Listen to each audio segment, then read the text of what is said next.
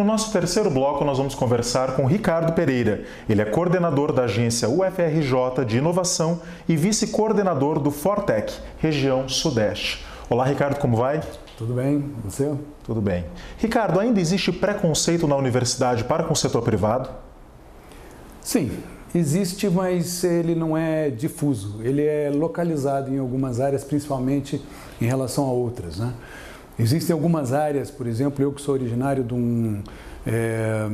um setor da universidade de pós-graduação em engenharia, lá se sente muito menos esse preconceito, porque a própria história daquela instituição já está imbricada na relação com o meio externo, principalmente com empresas.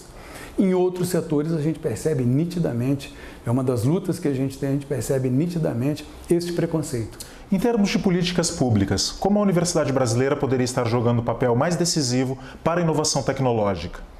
Bem, eu não sou especialista em políticas públicas. Eu creio que o que se deve fazer é que todas as instituições somadas, né, ajam internamente no sentido de mudar gradativamente isso. Eu não acredito muito, né? Eu tenho expectativas positivas com relação ao marco legal recém-aprovado, mas eu não acredito muito na eficácia dele em vários pontos, porque é uma questão cultural e uma questão cultural não se muda por decreto, por lei, né? Há que ter uma adesão, há que ter um compromisso, principalmente com o objetivo, que eu não vejo muitas vezes isso, inclusive na universidade, ao fazer por fazer, aos compromissos acadêmicos de fazer a fronteira do conhecimento avançar, a pontuação a respeito da forma como cada pesquisador é avaliado por seus pares.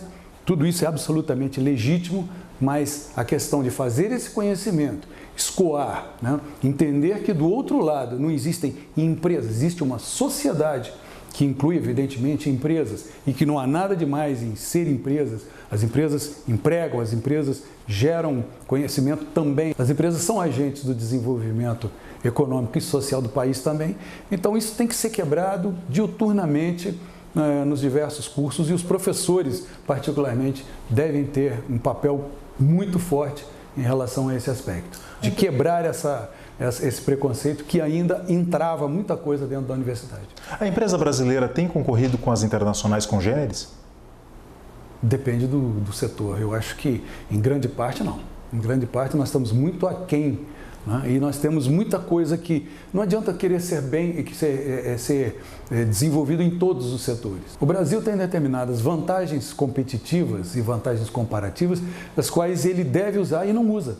Um dos exemplos que hoje, inclusive, foi mencionado na palestra que eu participei é a questão do acesso ao patrimônio genético, né, que é um potencial fantástico, é o maior patrimônio genético do mundo e ele é pouquíssimo utilizado, uma legislação absurdamente canhestra, restritiva, punitiva, e isso que tem favorecido em grande parte até a biopirataria. Esse é um exemplo. Nós poderíamos estar muito mais à frente, nós teríamos todas as condições humanas, técnicas, científicas e de natureza propícias para isso, e isso é evidente e não parece que não perpassa nas autoridades, né, essa urgência e essa premência e esse potencial enorme que a gente tem para explorar. Falando em vantagens comparativas, o Brasil é grande exportador de commodities. Haverá desenvolvimento sem inovação? Dificilmente. Dificilmente.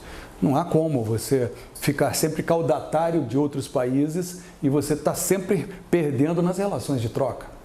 Sempre perdendo nas relações de troca. Não há estímulo dessa forma. Você não exportando só commodities, única e exclusivamente commodities, nós vamos estar sempre caudatários dos países desenvolvidos e não temos condição de competir com eles. Vamos estar sempre secundarizados, terceirizados ou coisas que o valham.